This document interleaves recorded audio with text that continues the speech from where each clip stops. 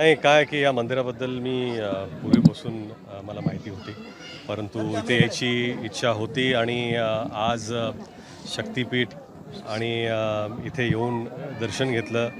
आपल्या महाराजांवरती एक एवढं भव्य दिव्य मंदिर आहे आणि इथे येऊन आपण दर्शन घेऊ शकतो आणि महाराजांचा संपूर्ण इतिहास या संपूर्ण परिसरामध्ये एवढ्या चांगल्या कलाकृतीमध्ये इथं दर्शवलेलं आहे किंवा दाखवलेलं आहे. ही पण छान गोष्ट आहे. माझं खरंच खूप खूप शुभेच्छा आपल्या सर्वांना की आपण महाराजांच्या प्रेमापोटी श्रद्धेपोटी एवढं भव्य मंदिर बांधलं आणि आज पहिल्यांदा आलो आहे, पण नेहमी मी नक्कीच येत जाईन. कारण इथं येऊन महाराजांच्या चरणी आपलं मस्तक ठेवून एक ऊर्जा मिळते आणि मला वाटतं हे ऊर्जा देण्याचंच एक स्थान आहे.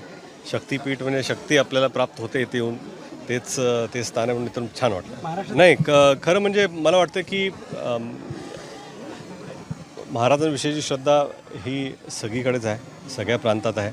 परंतु एक ध्येय ठेवून इथे ह्या मंदिराची स्थापना झालेली आहे आणि असं वाटतं की महाराज हे आपल्यासाठी देवच आहेत आणि देवाची जागा ही मंदिरातच असते आणि आपल्या हृदयात असते.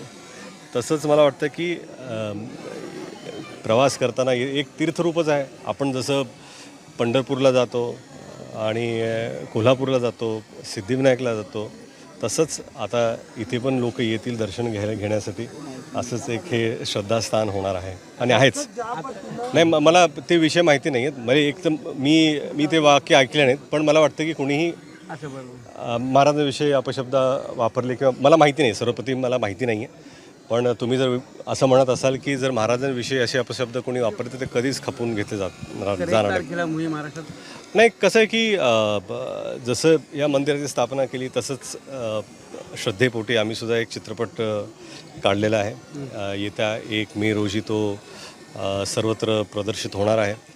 तर महाराष्ट्र जनतेला फक्त मी एवढं आवाहन करू इच्छितो की आपण सहपरिवार सहकुटुंब मित्रांसोबत नक्कीच 1 मे रोजी आणि 1 मेपासून आपल्या जवळच्या चित्रपटगृहात जाऊन हा चित्रपट नक्की पाहावा. महाराष्ट्रातील सर्व बातम्यांचे विश्वासार्ह व्यासपीठ.